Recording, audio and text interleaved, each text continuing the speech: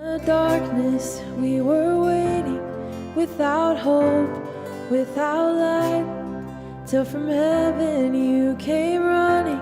There was mercy in your eyes, to fulfill the law and prophets. To a virgin came the word, from a throne of endless glory to a cradle in the dirt.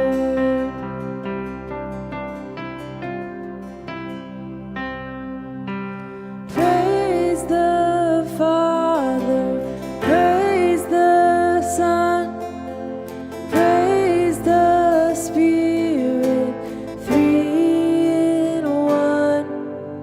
God of glory, majesty, praise forever to the King of Kings.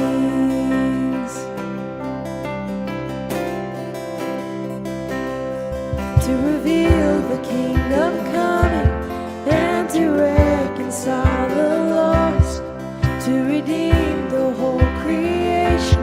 You did not despise the cross, for even in your suffering you saw to the other side, knowing this was our salvation.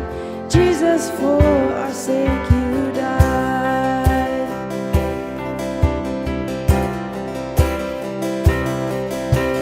Praise the Father, praise the Son, praise the Spirit, three in one.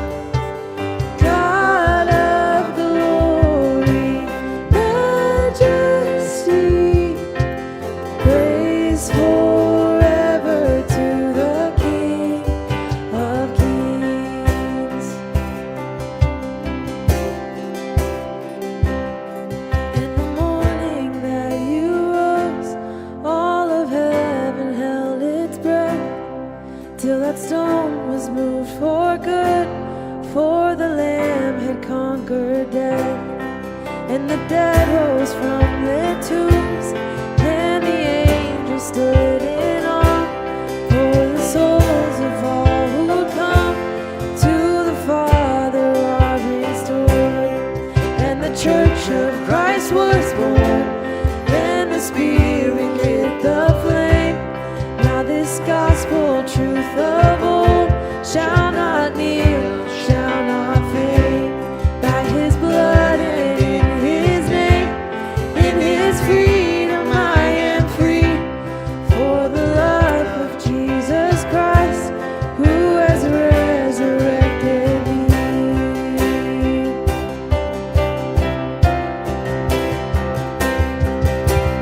Praise the Father, praise the Son, praise the Spirit, three in one. God of glory, majesty,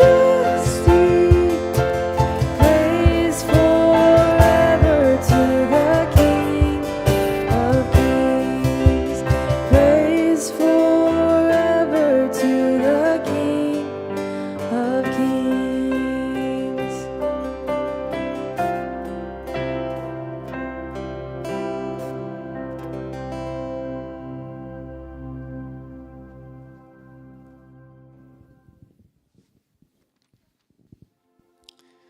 Today's scripture reading is from John 17:6-19.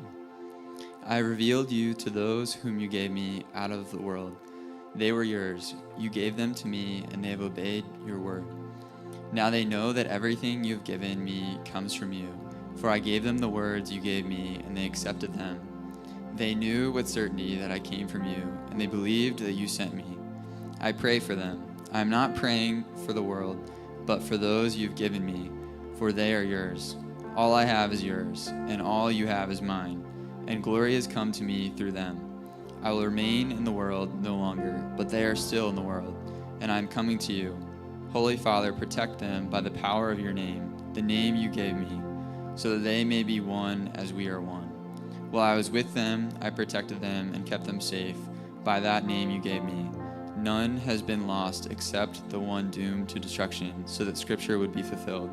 I'm coming to you now, but I say these things while I'm still in the world, so that they may have the full measure of my joy within them.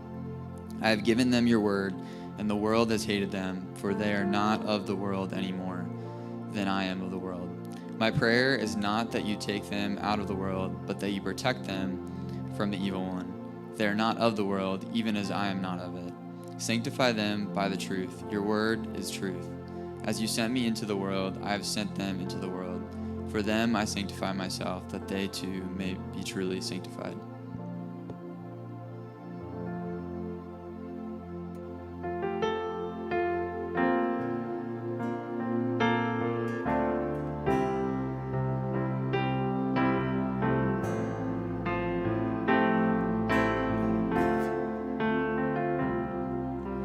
Thousand generations falling down in worship to sing the song of ages to the Lamb.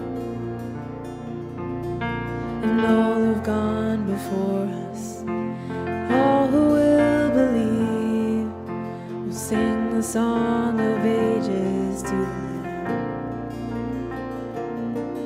Your name is the highest, your name is the greatest, your name stands above them all thrones and dominions, all powers and positions, your name stands above them all, and the angels cry, holy, all creation cries. All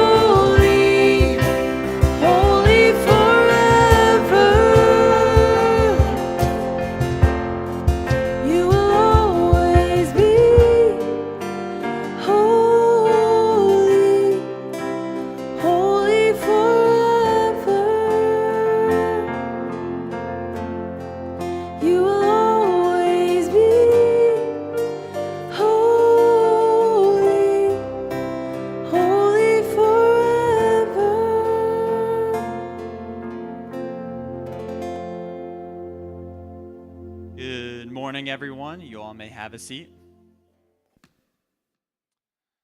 Well, hello, everyone. My name is Barrett, and I'd like to welcome you all to Encounter Church on this gorgeous Sunday morning. We are so happy that you guys are here. Special welcome to those who are watching online, or for those of you who are new here.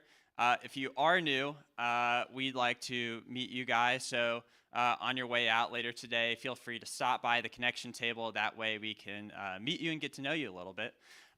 First and foremost, want to wish all of the men here a happy Father's Day, whether you're a father yourself, or a grandfather, or an uncle, or a godfather, or just a father figure in general.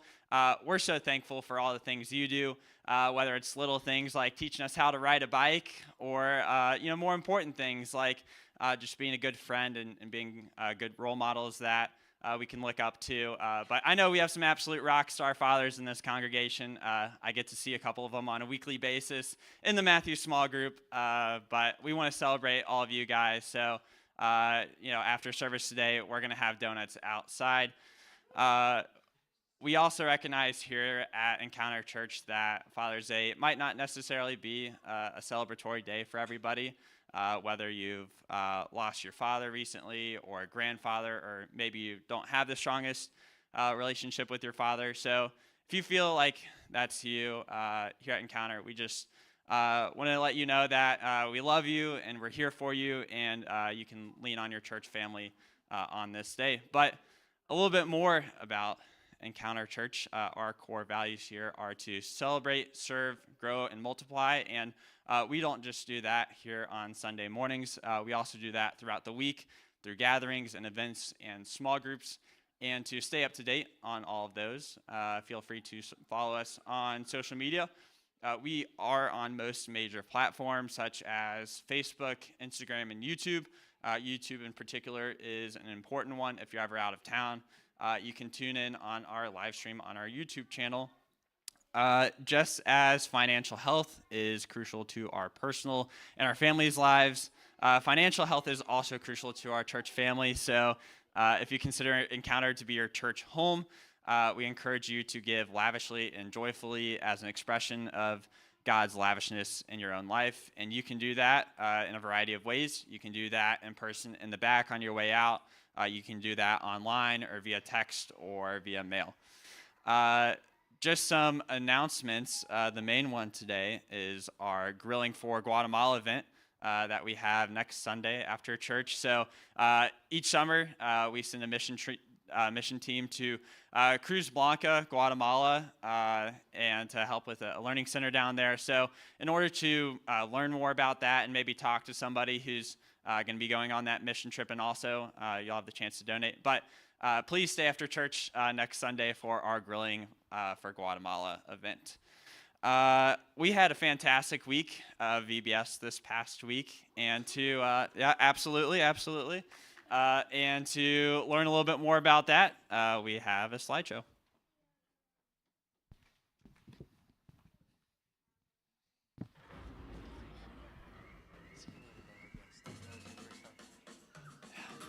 Gotta hit the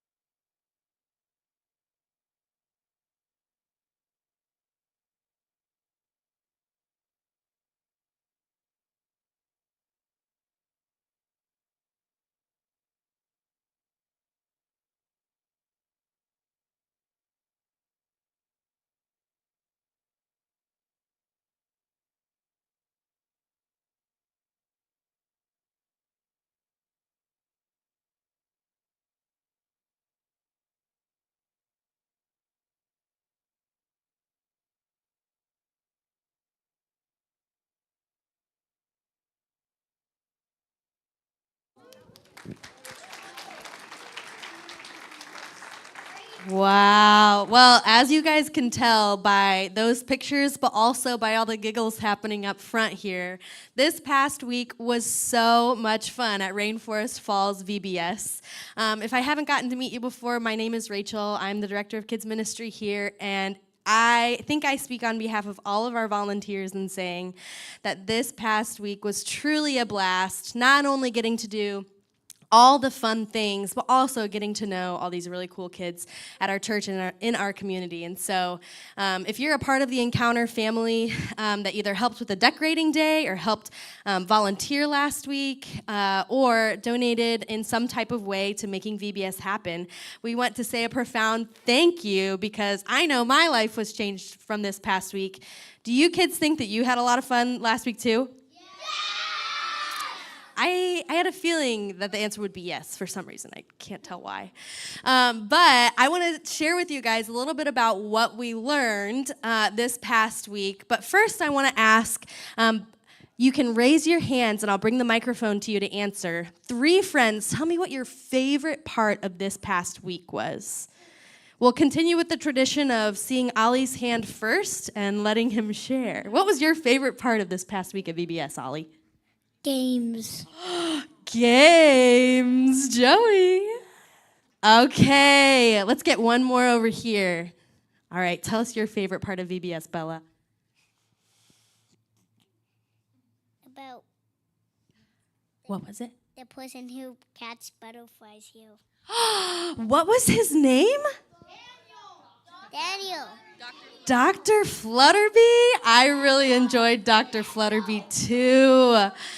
And last but not least, yeah, Sailor, what was your favorite part of VBS? I like the games in Imagination Station. The games and Imagination Station. Well, we had a lot of fun exploring the nature of God this past week and getting to hear all about the different attributes and aspects of God's character. So I'd love to share with you guys, with the help of my friends, a little bit about what we learned this past week. So do you kids think that you're ready to help? Okay, I'm going to ask, and you're going to tell me what our first day was. What did we learn? God is our creator. God is our creator. Wow, awesome. So if you guys heard, we get to do a little call and response. So we'd love for our entire congregation to be a part of this. When we have a God is statement, we get to reply with, wow, God. So let's try that all together. God is our creator. Wow, God. Awesome. Hey, I didn't see any hands from the audience. Let's try again. Ready?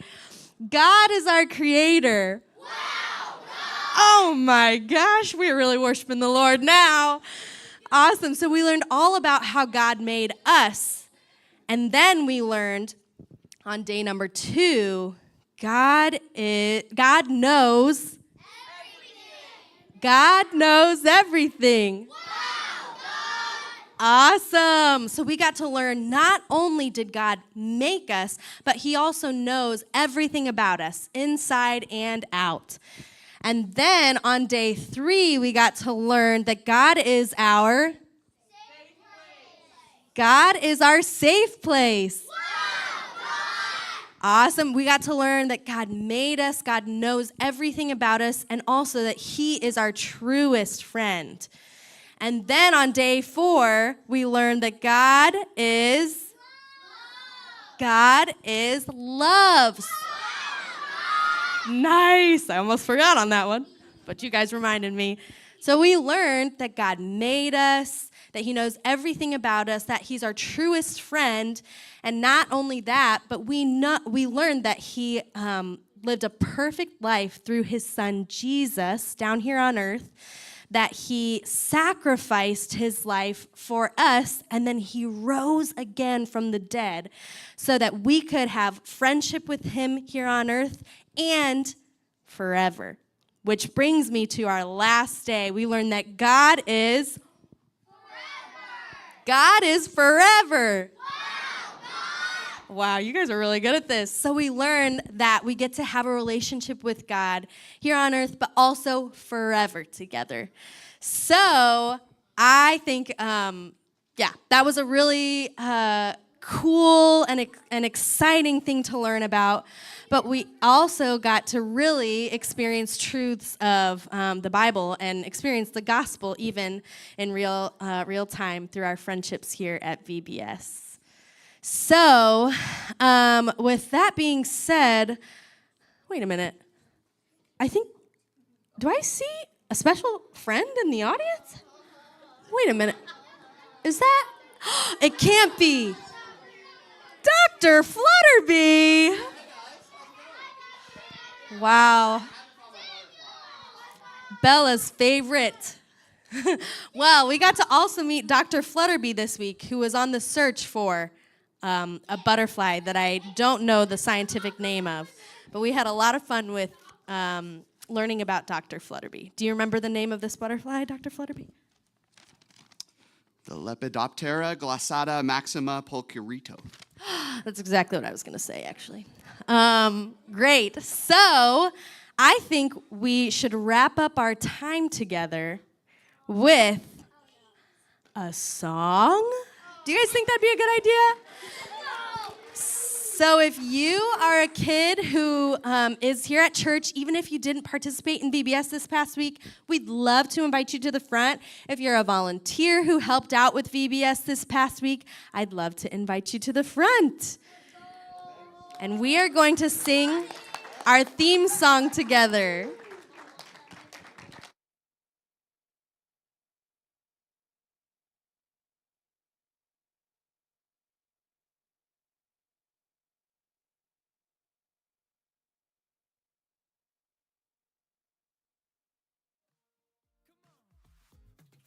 Can you imagine a love that will never end? God is. Can you imagine a king who calls you a friend? God is. God is the creator and powerful king. God knows the biggest and smallest of things. He loves you more than the moon and the stars. He's everywhere you are. God is. He's everywhere you are. God is.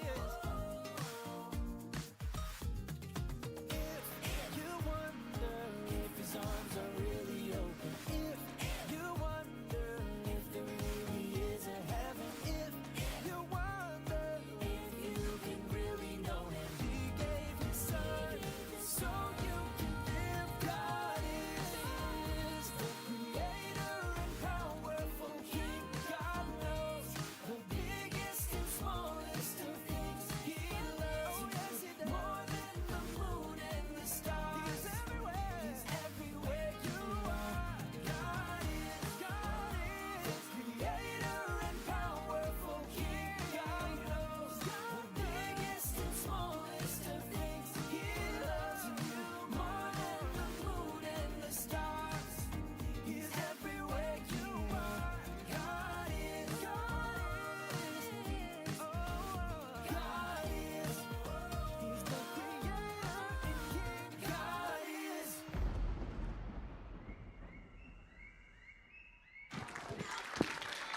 Awesome. Thank you guys for letting us have a little VBS spotlight this morning. And let's give another round of applause to our kids for participating this week. Awesome. If that piqued your interest, we're having VBS next summer too, so you could be a part of this. Awesome. So, kids, with today's volunteers, we are going to head back to the community room to start our lesson for today. And if you haven't checked in yet with your kids, Mr. Brees is at the check-in station too. So we'll make sure to check in our kids and get our parent barcode for checkout today. Awesome. Well, thanks again for participating today. I think the energy level has slightly dropped since they have left the room. But to bring that energy level back up, I'm going to welcome to the stage Bacho.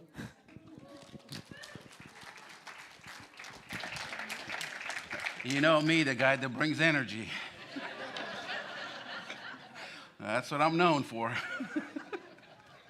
We can just put them all around the table. Oh. No, there we go.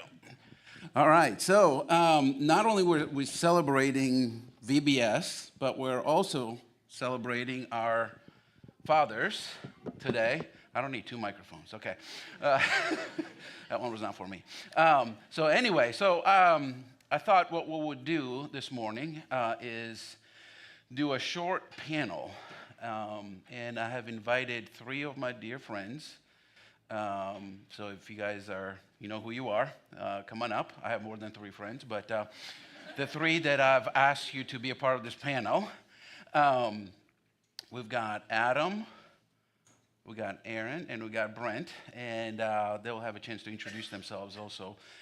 But the reason why I wanted to do this panel is because we live in a world where father figures often have failed us. And many of us are sitting in this room, and we're carrying what is known as the father wound.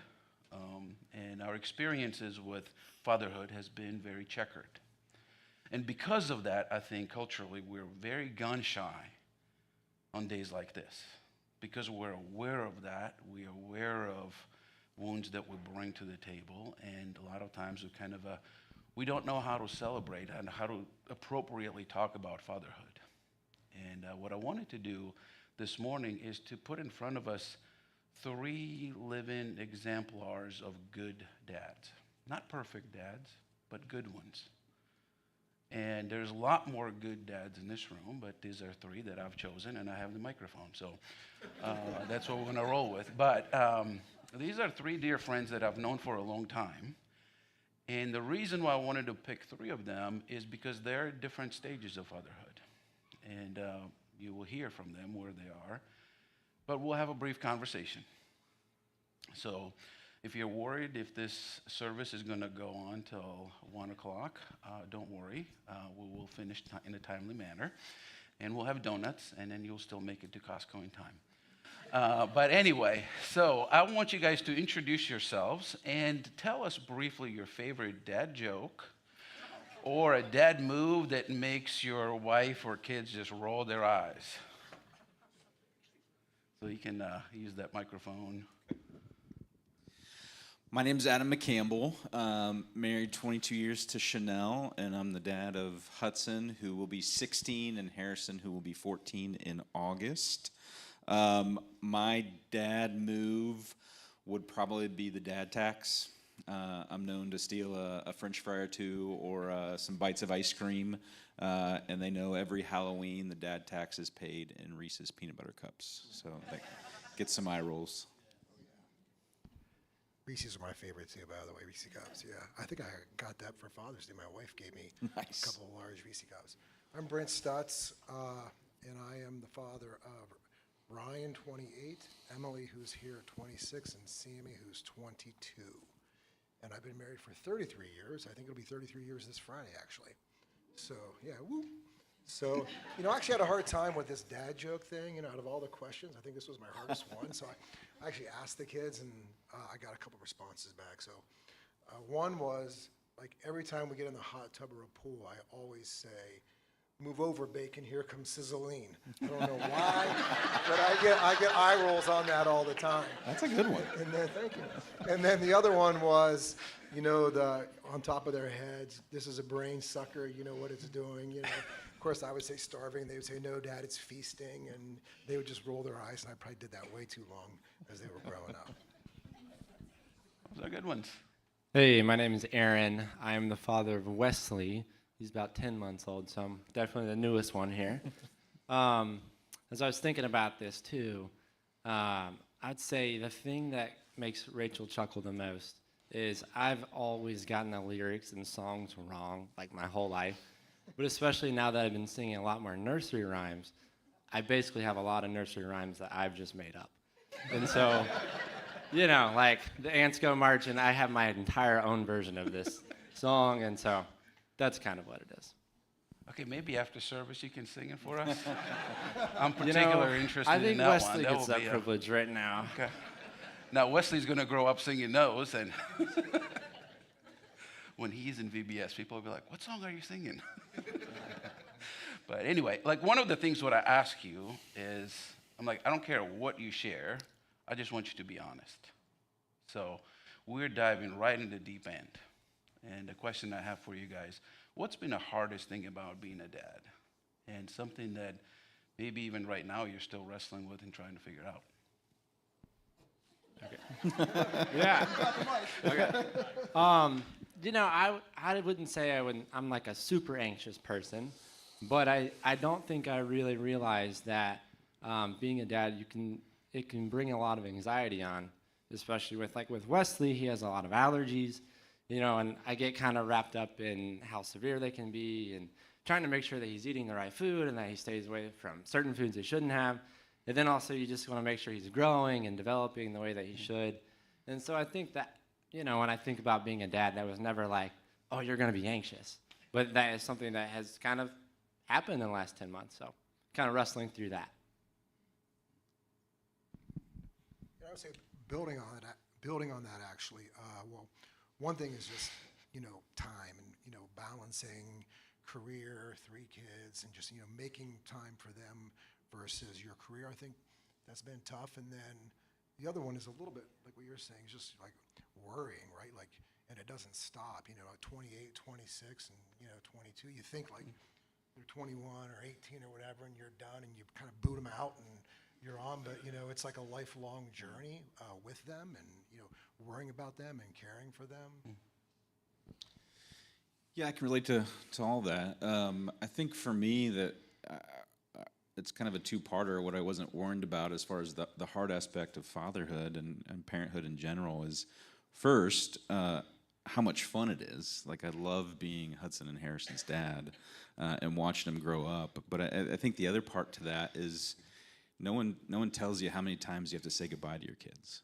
Like I have had babies and you blink and those babies are gone, and then you blink again and the little boys are gone, and it's like you're saying goodbye to these different versions of them. And now I have teens that are knocking on the door of leaving home, and that's hard. So balancing that just joy of watching them grow up, but also there's probably a healthy aspect of sadness that I'm still dealing with. I got a little weepy-eyed traveling on our vacation 2 weeks ago, just thinking about that, but it's so much fun as well. That's great. That's wonderful. Yeah, you're making me teary here. So just to kind of flip things around, like when you guys think in terms of like father figures in your life or mentors in your life, like what are you looking for in a father figure? Can you take that one? Sure, I'll take that one. I would say, you know, someone who's like there, someone who's dependable. I would say like a truth teller, someone who, you know, can speak into you and can maybe, you know, nudge you a little bit to the left, a little bit to the right to kind of keep you on the right path. Something that's important. I think for me, it's that friendship element. Seeing a father figure, but also balancing a friend and someone that you can trust as a friend. I think the word that comes to mind for me is the word investment. Just having somebody that actually cares physically and emotionally and that wants to show up for you and actually just try. I think that's very important. Great. And the last question, it's not a morbid one, but it's a sobering one. Obviously, we will all come to the end of our earthly journeys. And one day, Lord willing, our kids will be at our funerals. What will be 3 words that you want your kids to say about you, how they remember you? I would say safe, that they could trust me even with the hard things. Available, that I was there for them. And compassionate, you know, even when I had to be firm dad, that they felt loved and understood.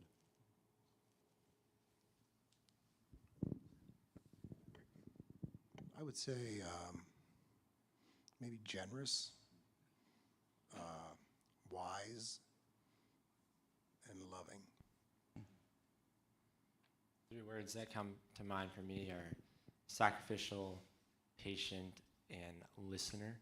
I feel like all of those encompass just what it means to lead them, to love them, to allow them to fully be themselves in like a safe place, provide that safe place, and to just be connected to them and to know them and to kind of invest in their life and be able to just be there for them.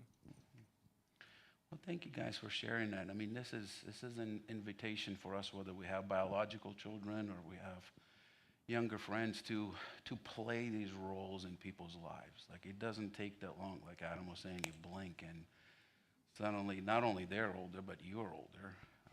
And suddenly you realize, like, hey, I'm not the youngest kid in the room, and there's others that are looking up to me. And how do I treasure that responsibility, that weightiness? Whether it's my own kids or somebody else's kids, that I could be that uncle, I could be that grandfather figure in their lives. And that's part of being a church, is that we care for one another's children. And that's where when we have baby dedications, that's the point of what we say. It's we're dedicating these children, but it's in dedication we're inviting the broader body of Christ to be like, hey, help us. Be a part of this journey with us. So for all of you, current fathers, potential fathers, current father figures, those that will step into those roles, we're grateful for you, and we acknowledge you, we see you, we love you, we care deeply for you, and we're praying for you. So thank you. Let's give these guys a round of applause.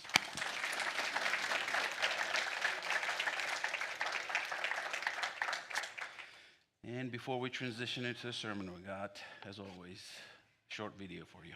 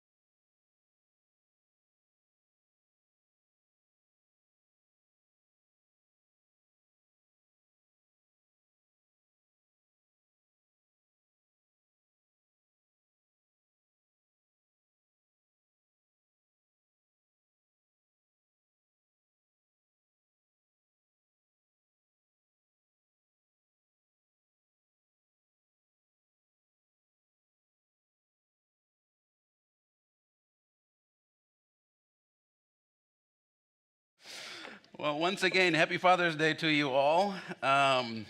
If you are new or joining us online for the first time, we are currently in a series titled The Other Lord's Prayer. And serendipitously, where we're going to be in this portion of the prayer that Jesus is praying, it actually lines up pretty well with the theme of the Father's Day. So we're going to look at the Father's heart of God. And as I was preparing for this, I came across this article in Christianity Today by Seth Trout. And these are sobering words. He says, fathers have the capacity to squelch the image of God in their kids. making them feeble, insecure, and ignorant. You're welcome. We're just here to encourage you today. A father has the power to cause a spirited child to lose his or her spark, to make a courageous child a coward. Fathers embitter and exasperate their children when they treat correction as the foundation of parenting. The foundation is affection rooted in delight that faithfully images the love and character of our Father in heaven. Cold and distant drill sergeants who demand obeisance will not connect with their children as the Lord wants. The fatherhood is not meant to be like breaking a wild horse, promoting subservience and dutiful compliance. A good father should be the wind in his child's sails. You see, what you saw in that video is arguably one of the worst Hollywood movies, but it's a funny scene in there. And it gives us like the one extreme of how wrong we get to parenting. You know, that we engage our kids in this, some sort of a confidence project. And we boost their confidence artificially at home. And as long as they stay home, they're safe. But when they step out on the street, I love that Adam Sandler is like, you look for the street signs, don't let Bean read them. Because he's not going to read them. Because when you step out in the real world, this artificial confidence booster project just goes out the window. But on the other end, we have what Trout is talking about here. This drill sergeants that are distant, that are coming down hard on their kids and essentially squelch and destroy the spirit and the image of God in our children. And the question is like, is there a different way of being a dad? And this is what he's talking about, that a good father should be the wind in his child's sails. That the foundation is the affection rooted in delight. And I've titled this sermon, The Father's Delight. You know, this whole idea that my kid is a genius, like the Kevin Jameses, that sparkle in his eyes when he discovers that his kid, I mean, this is something that's been hardwired into him. And that beautiful moment of discovery. And what we see here, if you were with us last week, we talked about the fact that the reason why Jesus kneels in prayer before the Father is because one of the main things is the horizon of his prayer is people. That the people is what's on his heart, and he kneels. He's driven by God's glory, but what he cares about, what is on his heart, is the people. And we see that heart come out right here. In verse 11, Jesus is going to say, I'm no longer going to be in the world. Like he's about to depart. But essentially what he's doing, he's taking his disciples and he is opening the door of the world and he's shoving them out the door and saying, you're going to be in the world. How do I want you to be? And what Jesus wants is he wants them to live confident, content, and commissioned lives. All in 20 minutes, I promise. We begin where this section begins. In John chapter 17, verse 6, I have revealed you to those you have given me out of the world. They were yours. You gave them to me, and they have obeyed your word. Now they know that everything you have given me comes from you. I gave them the words you gave me, and they have accepted them.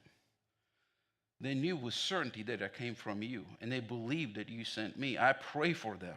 I do not pray for the world, but for those you gave me, for they're yours. All I have is yours. All you have is mine. And the glory has come to me through them. I will remain in the world no longer, but they are still in the world, and I'm coming to you. Holy Father, protect them by the power of your name, the name you gave me, so that they may be one as we are one. While I was with them, I protected them and kept them safe by the name you gave me.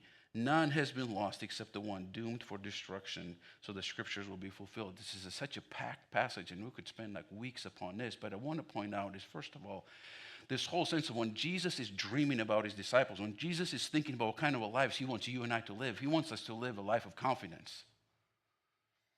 Did you hear twice he repeats this phrase? He says, they are yours. and you gave them to me. Like they are yours. Over and over, he's saying, these people belong to you. Now, this is not Jesus' call for an absentee father to finally be nailed down to pay the alimony, but this is a statement that you and I belong. You and I are not an accident, but these disciples, these followers that Jesus has, that he's sending them out in the world, he's saying, they belong to you. They have a very special place in your heart. How do we know this? Is because Jesus is saying they belong to you. They're yours, but then you gave them to me. It's the same word that we talked about last week if you were here. Didomi means I have something that is precious, that is special, that I have a treasure, and then I entrust it to you for safekeeping. Something that I value, utmost value, I give it to you, and now you are the carrier of my treasure. And Jesus is saying, these people that are the horizon of my prayers, these followers of mine, and those that will come to know us through them, they are our sacred possession. You see, Kurt Thompson puts it this way. He says, we are all born into the world looking for someone looking for us. And we'll remain in this mode of searching for the rest of our lives. We deeply long for connection, to be seen and known for who we are without rejection. You see, this profound desire to belong, this profound desire that has been hardwired into us by God, this desire to be seen, desire to be acknowledged, to desire to be affirmed, to be validated, to be known, to be loved, to be cared for. He says we come out of the womb looking for someone who is looking for us like that. And yet, we so rarely experience that kind of relationship. What the world offers us at best is these utilitarian relationships. Relationships that even in a contemporary business world, we have a special word for it. It's called networking. Now, this is not a shot at the business world.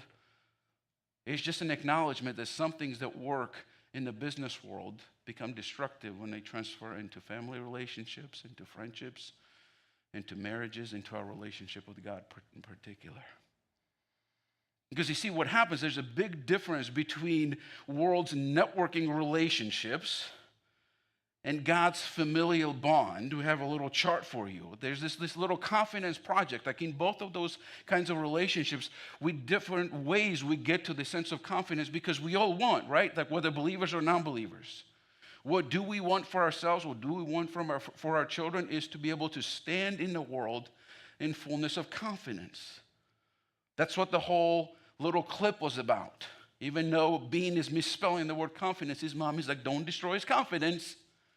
But the question becomes, yes, confidence, but how do you get to confidence? You see, in the world's networking relationships, what we are offered is something that is utilitarian. We have a name tag. We have a name tag, and at the networking relationship, so that the little conference, every conference has the happy hour or something like that that will allow us to mingle. And we're looking at people's name tags, and we want to see what company they represent. Because with that name tag comes what we call a merit. We quickly decide, does this person have any value to add to my existence or not? And if that name tag has no value to my existence, I move on to find somebody who in my world has a degree of merit, who has value but will not waste my time. And when I find somebody who has merit to bring to my existence, then I enter into what we call a transactional relationship. And it's an exchange of goods and favors. I do something for you, and then you do something for me.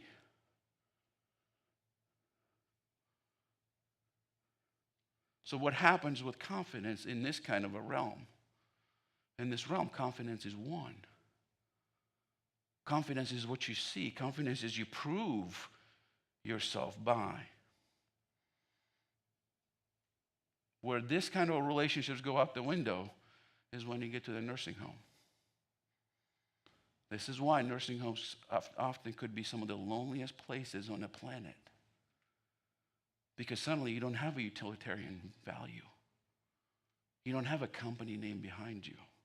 You don't have the power and influence. And a lot of times you don't even have a discretionary income that could be put to the service of somebody else. So you have zero things that you bring to the transactional relationships. And that's why very often it could be so isolating and lonely. That's not how God designed us.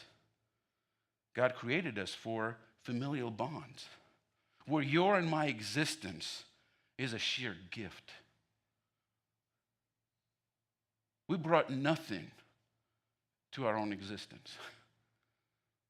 We're a result of somebody else's love. We entered the world in a gratuitous fashion. Every breath that we take is a gift, ultimately a gift from God. And instead of bringing merit, we bring inherent worth. What kind of a worth do we bring to the world around us? Well, look at the cross. You and I had such worth that Jesus would hang on the cross for us. We have utmost value because God has assigned utmost value to your and my love. And because of that, it's unconditional. It has nothing to do with you and I. It all hinges on what God does and what God brings to the table. So because of that, you see, in this mode of existence, confidence is woven into our existence. It's not something we strive for. It's not something we work hard for. It's something that flows naturally out of the sense of, I belong. I have home. I'm not a cosmic orphan. I'm not a bastard child of eternity. I am a child of the King. And in this realm, this is what Jesus goes on and he says, that I protected them. And I made them secure. You see, this whole sense of protection, tereo, the Greek word there means, it's a military term. It describes a garrison that is guarding you. Somebody else is staying awake late at night so that you and I can sleep. I don't know how many of you are watching the World Cup. There's this thing going on for you Americans. The rest of the world thinks is the pinnacle of our year. Is the soccer games where the best teams from the whole world are coming together. And some of us are watching them. A lot of soccer is happening right now. But one of the most interesting things is I don't know if you've noticed, there's a guy who protects Messi. Lionel Messi is the best player in the world. And I just came across the interview with his bodyguard. And I actually have a picture of his bodyguard for you. Now, so his name is Yusin Checo, and he is an equivalent of an Argentinian Navy SEAL. I mean, he's in freakish shape. He still trains twice a day. In addition to his military training, career, and experience, he also trained in martial arts in Thailand. And now, Lionel Messi pays him $3 million a year to protect him. And one of the best things about soccer matches that Messi participates is watching his bodyguard on the sideline. Because this is what usually happens. He gets to the invaders of the pitch. People are trying to take pictures with Messi all the time. He gets to them before they get to Messi, but not only he gets to them before they get to Messi, that he gets to them before the security gets to. I mean, just watching him move at a rapid speed is one of the most incredible experiences you'll ever see. So just Google him. But during the interview, they asked him this, so what is your plan? How do you go about doing what you do for $3 million a year? And this is what he said. He said, I never watch the game. My eyes are on Leo, the players and the sensitive areas. That's it. I don't watch the game. I don't watch the ball. I watch Leo. Friends, that's the picture of God. This is what he's saying. It is because you have an utmost value, you are kept, you are protected by me. My eyes are always on you, even before you came into this world. This is what Henry Nouwen says. He says, long before any human being saw us, we're seen by God's loving eyes. Long before anyone heard us cry or laugh, we're heard by our God, who is all ears for us. Long before any person spoke to us in the world, we are spoken by the voice of eternal love, saying, you are my beloved. And it's the spiritual life starts in a place where we can hear God's voice. God's voice is always speaking, you are my beloved. But our spiritual life begins when we tune into that voice and finally hear that and allow that voice to sink deeply into our hearts and produce this profound sense of confidence that no matter what happens, when the doors are open and I step out in the world, I don't have to win the world's applause because I already have a belonging, affirmation, and protection from the Father. And because of that, this sense of confidence is woven into my existence, and it's a different kind of a confidence than the kind of a confidence that the world invites from us. But not only that, but when his people step out into the world, Jesus wants them to live content lives. Listen to what he says. He says, I'm coming to you now, but I say these things while I am still in the world, so that they may have the full measure of my joy with them. I have given them your word, and the world has hated them, for they are not of the world any more than I am of the world. You see, what Jesus is saying here is that I want them to have the fullness of my joy. Donald MacLeod says it this way. He says, Jesus experienced deep, habitual joy. Like when you think of Jesus, is this the first thing that comes to your mind? That Jesus is nothing else. Like it's no other, like the biggest, the most paramount thing to know about Jesus is that he's full of joy. And this joy precedes him, encompasses him, and that's what he leaves behind. You see, in Luke chapter 1, verse 45, behold, when the sound of your greeting came to my ear, the baby in my womb leaped for joy. This is John the Baptist in his mother's womb, leaping for joy when Mary shows up pregnant with Jesus. That's a joy that anticipates Jesus. But then Luke chapter 10, verse 21, Luke describes Jesus this way. Jesus full of joy. The Greek word there, pleroo, means it's like a boat that is loaded. It's about to sink there's so much stuff on it, ready for the journey. It's like Jesus is breaking at the seams with joy. And then when he's about to leave, this is what he prays, that they may have the full measure of my joy with them.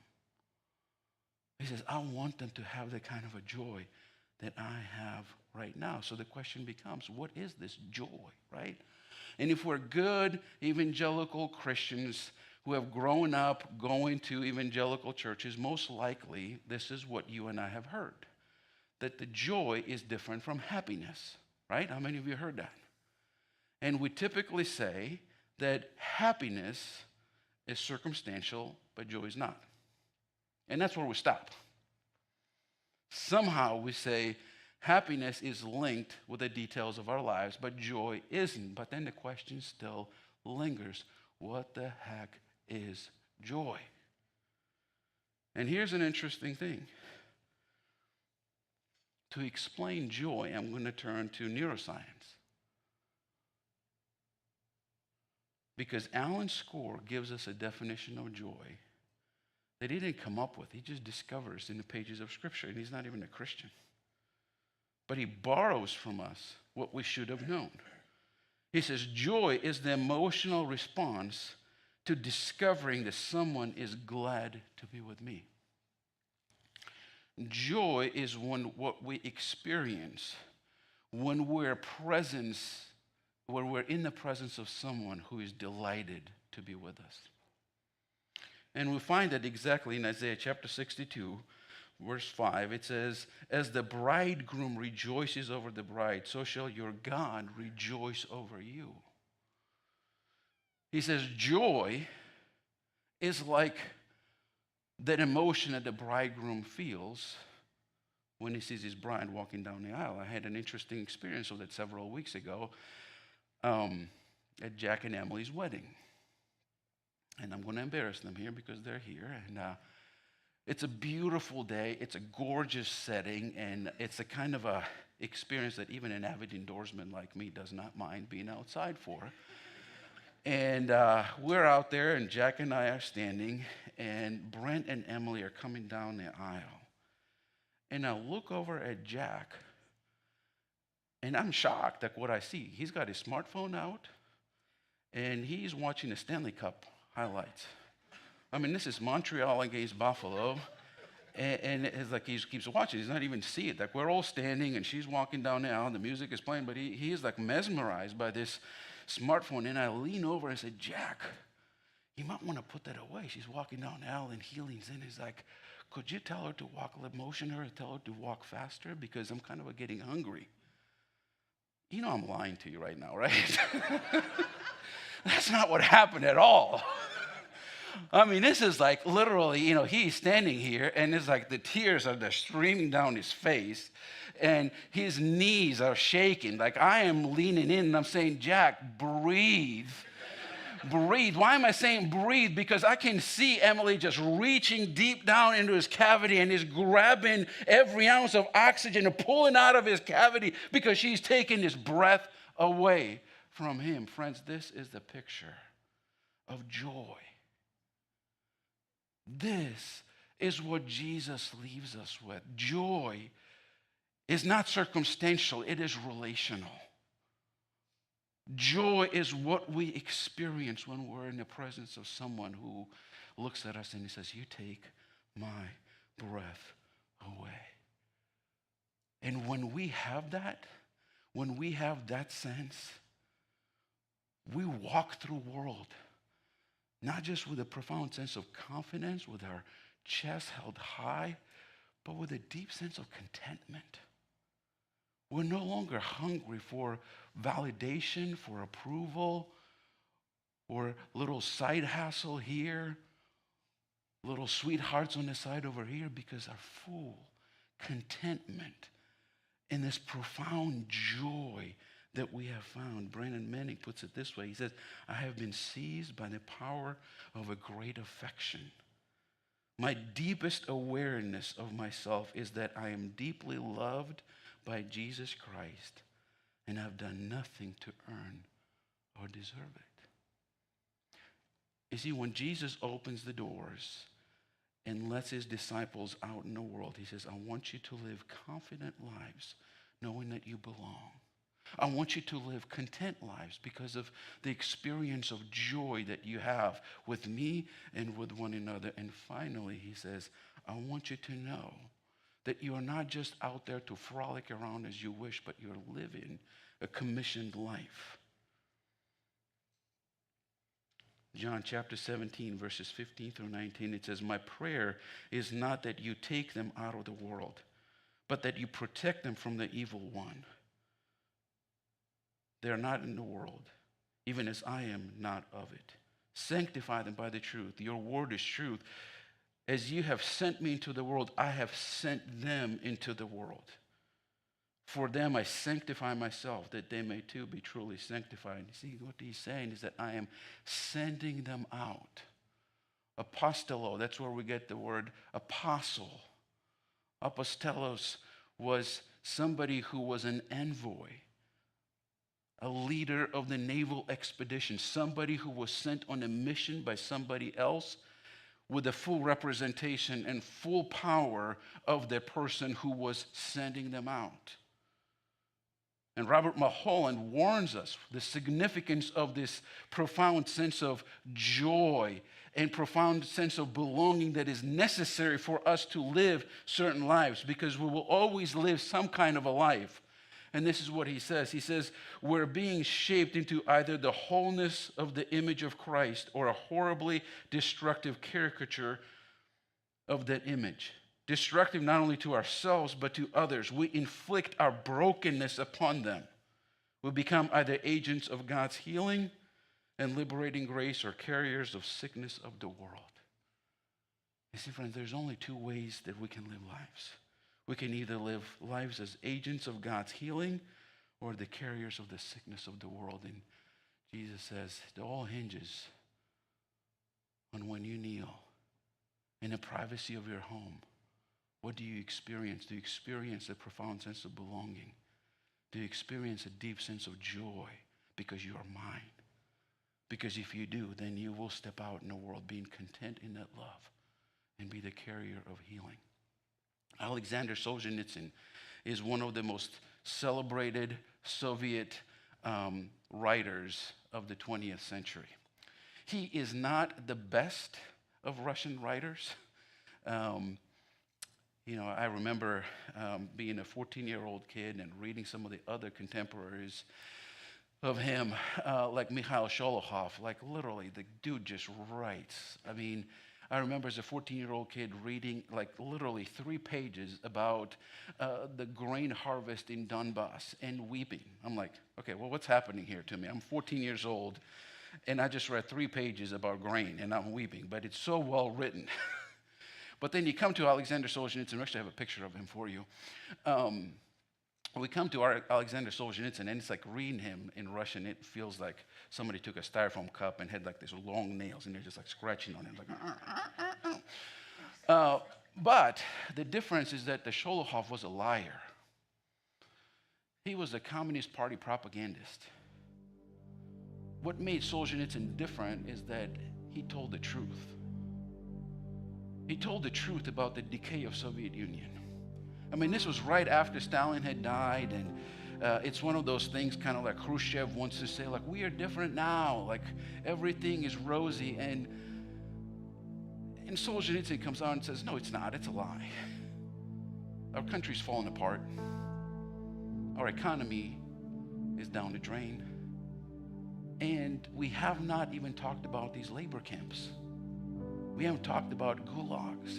That's what, and he writes his massive Gulag Archipelago, and it's costly. It's costly to him because, he gets marginalized, he gets overlooked, and eventually he gets exiled. He gets kicked out of Soviet Union. He comes to the West and comes to America, and he's supposed to be this darling of the West, and yet he turns his finger and then talks about all the things that are wrong here. So he's not wanted anywhere. And the question becomes, why? Why are you so cranky? Well, because he lives life differently. You see, when he was in one of those labor camps in Gulag in Siberia, in the worst possible scenario, when life is completely dire, like the things were so bad that he would crush glass, pulverize it, mix it with bread, and eat it so that when he went through his intestines, it would tear through his intestines, cause intestinal bleeding so that he could go to the hospital. But in the midst of those terrible circumstances, that's when he comes to know Jesus. He comes to faith where you would argue there is no God. The Soviet labor camps. And then what changes his life, what changes the whole trajectory of his existence, is what he writes in his journal. And this will be the quote that will prepare us for our communion time. He wrote this. He says, it makes me happier, more secure to think that I do not have to plan and manage everything for myself. That I'm only a sword made sharp to smite the unclean forces, an enchanted sword to cleave and disperse them. Grant, O Lord, that I may not break as I strike. Let me not fall from thy hand. Let me not fall from your hand. Did you see this beautiful picture? He's saying, this is my life. My life is in God's hand. Fully surrendered, completely available to him to do what he wants to do with it. If I'm in the labor camps or I'm in some kind of a nice government-provided housing in Massachusetts, I'm going to speak the truth because my life doesn't beat to any drum, whether capitalist or socialist. I've bent the knees of my heart before Jesus. So friends, this morning, as we prepare our hearts for communion, it's a quick reminder that these little elements represent the fact that Jesus hung on a cross, that his body was broken for you and I. His blood was shed for you and I. Out of his profound sense of love for you and I, this is a symbolic reminder that you and I belong. This is a little symbolic weekly reminder that there is joy available for you and I. Joy, this profound delight of the Father's heart for you, offered freely and without any reservation. And friends, the only invitation every week is to come. Come and experience that afresh. So as always, there's going to be 2 communion tables up here. And the communion table is open for anyone who has bent the knees of their heart before Jesus, whether you've been coming here for a decade or this is your first time. Our encouragement is to take next few minutes to quiet your heart, to take on a posture of receptivity and listen to the Lord.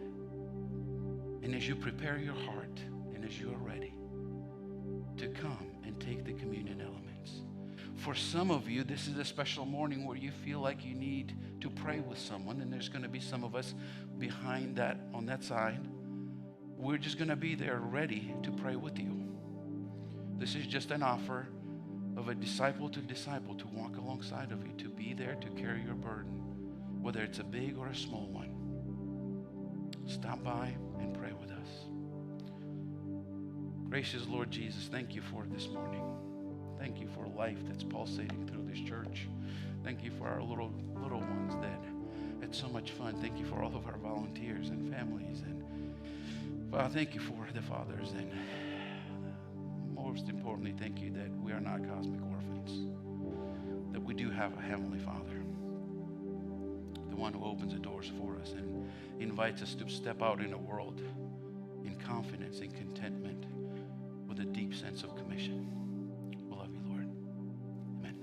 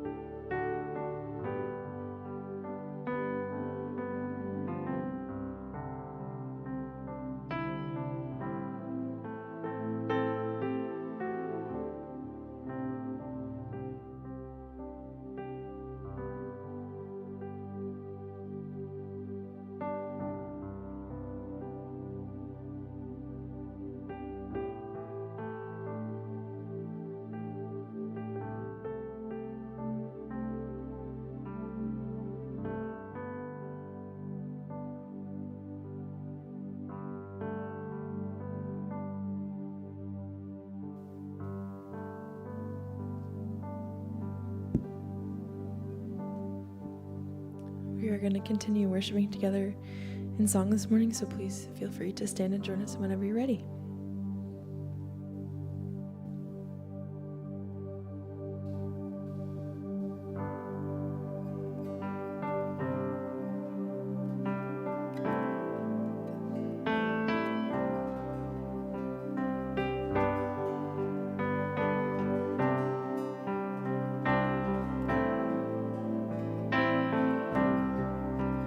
I hear the Savior say, thy strength indeed is small. Child of weakness, watch and pray. Find in me thine all in all. Jesus paid it all to him I owe. Sin had left a crimson stain, he washed it white as snow.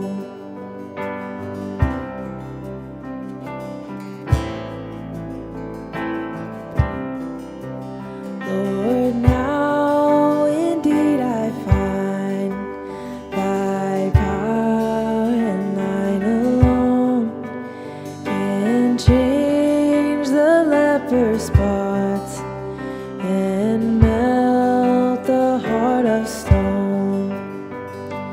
Jesus paid it all to him I owe. Sin had left a crimson stain, he washed it white as snow.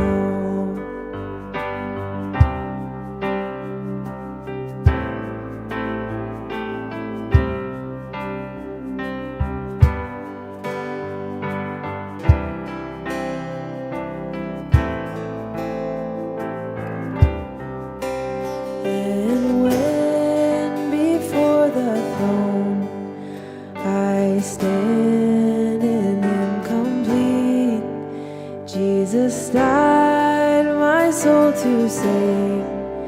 My lips shall still repeat, Jesus paid it all to Him I owe. Sin had left a crimson stain, he washed it white as snow. Jesus paid it all to him I owe.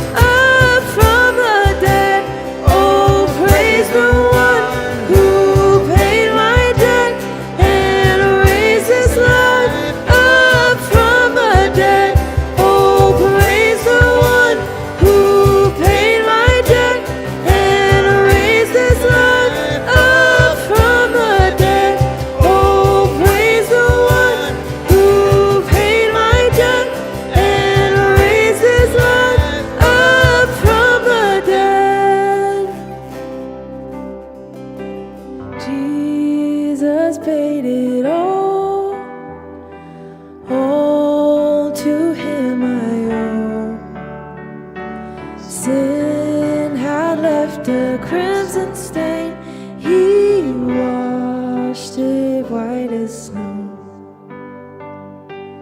Jesus paid it all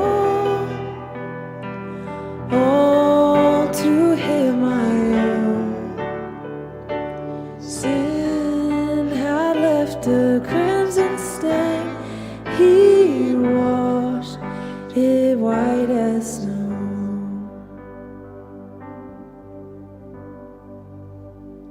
Amen. Well, thank you to the band, Bacho, and the prayer team for making yourselves available.